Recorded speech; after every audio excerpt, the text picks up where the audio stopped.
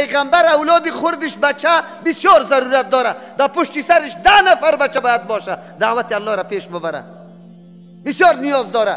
اما میتونه یک بچهش به سن جوانی برسه؟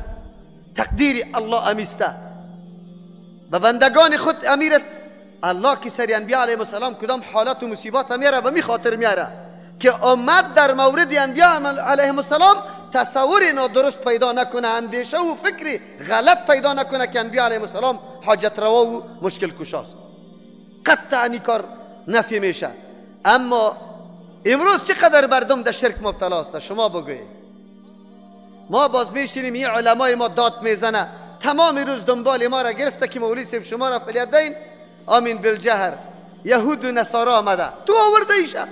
این ملت تعلیم ندادی، این ملت قرآن درس ندادی، این ملت نفهمانده که حاکم تشریع قانون ساز تنها الله است.